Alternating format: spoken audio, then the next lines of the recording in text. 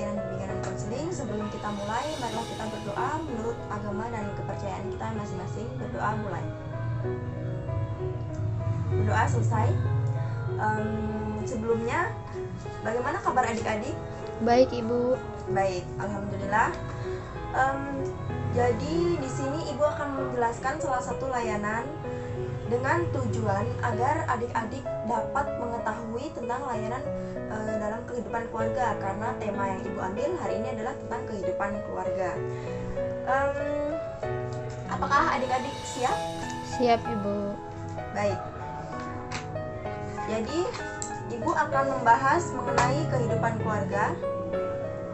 Berikut materi yang akan kita bahas. Bisa terlihat jelas? Bisa, Ibu. Ya, jadi yang pertama tentang kehidupan keluarga.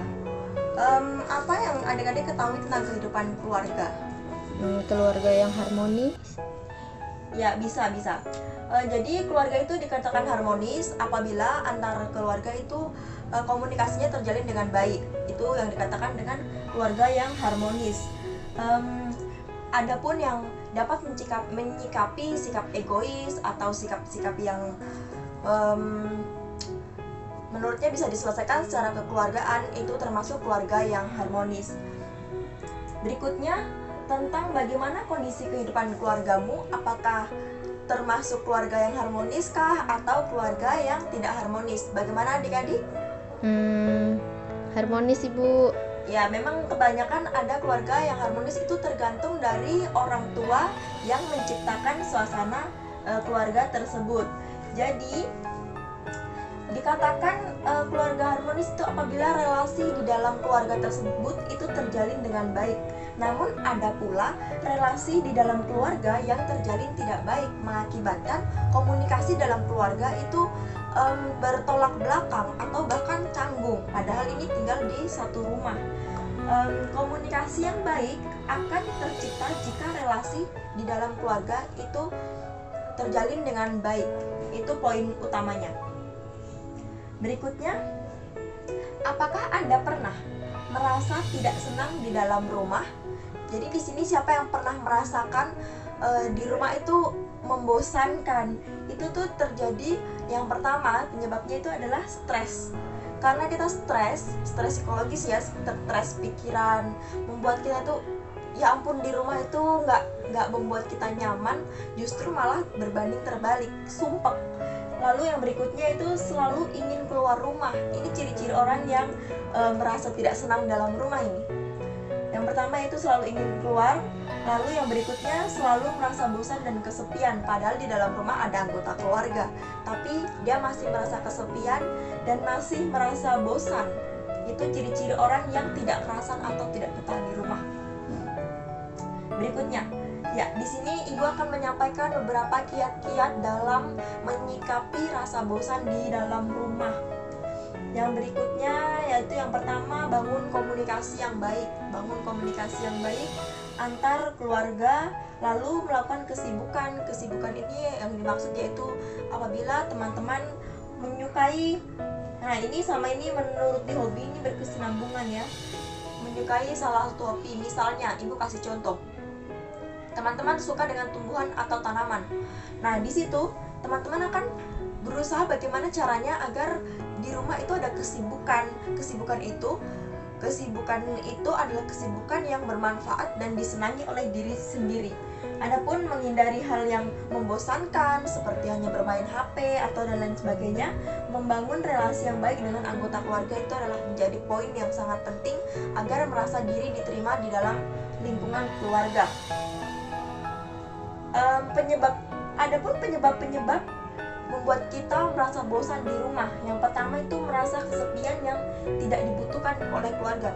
Penyebab ini, poin-poin ada berapa nih? Ada 5. Ini harus kita hindari apabila kita merasa bosan di dalam rumah.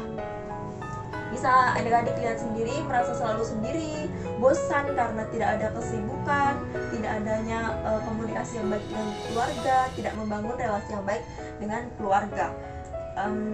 Ya, materi yang Ibu sampaikan sampai di situ. Lalu Ibu mau bertanya pada adik-adik sekalian, pengetahuan kalian tentang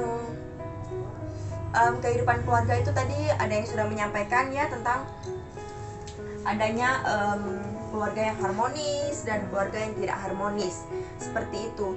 Lalu ibu akan memberikan kesempatan kepada kalian untuk berpendapat mengenai tayangan slide yang ibu jelaskan tadi. Bagaimana? Ya ibu, saya kalau merasa bosan itu saya lebih senang keluar rumah. Saya senang bermain-main dengan teman-teman saya daripada saya harus berhubungan baik dengan keluarga saya. Saya mending keluar mencari udara-udara segar begitu. Ya itu termasuk dalam melakukan kesibukan ya yang disenangi. Keluar rumah, selalu ingin keluar rumah juga menjadi penyebab atau ciri-ciri orang yang tidak kerasan di rumah, seperti itu. Lalu kita sekarang santai-santai aja ya, kita melakukan tanya jawab antara ibu dan kalian. Jadi yang pertama ibu ingin memberikan pertanyaan, kira-kira yang menjadi pengalaman pribadi teman-teman, apa yang menjadi penyebab teman-teman merasa tidak kerasan? Apakah hubungan keluarga, ataukah karena memang di rumah ini cuma ada orang tua, tidak ada kakak, adik yang membuat kita merasa bisa berinteraksi gitu? Kalau di rumah saya sendiri sih ibu, karena semuanya sibuk dengan kesibukannya masing-masing, sehingga saya kadang berada di rumah sendirian. Jadi itu membuat saya sangat sekali bosan karena saya mungkin tidak ada teman berbicara, teman berinteraksi dan lain-lainnya.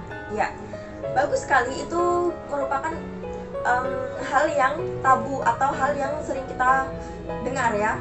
Kalau bosan di rumah itu pasti yang pertama adalah poinnya nggak ada teman, itu yang paling pertama, apalagi orang tua yang nggak asik gitu. Lalu ibu minta untuk adik-adik menuliskan kegiatan sehari-hari adik-adik, nanti dikumpulkan di akhir kegiatan. Ibu ingin melihat semuanya ya, keseluruhan semuanya. Ibu ingin melihat bagaimana kehidupan adik-adik di rumah kayak gitu. Jadi layanan ini berfungsi agar adik-adik itu tahu tentang kehidupan keluarga adik-adik selama ini itu seperti apa. Saya rasa kegiatan layanan yang ibu akan sampaikan sampai di sini saja. Sebelum kita akhiri, nanti adik-adik menuliskan sedikit catatan kecil tentang pendapat teman-teman tadi yang sudah berpendapat. Itu menarik, sebenarnya menarik. Nanti adik-adik tuliskan pada catatan kecil. Nanti kita akan bertemu lagi dengan materi-materi yang lebih menarik lagi, materi-materi yang baru. Lalu sebelum kita menutup kegiatan layanan ini, kita akhiri dengan membaca doa menurut agama dan kepercayaan masing-masing. Berdoa dimulai. Berdoa selesai, saya akhiri. Wassalamualaikum warahmatullahi wabarakatuh. Waalaikumsalam warahmatullahi wabarakatuh.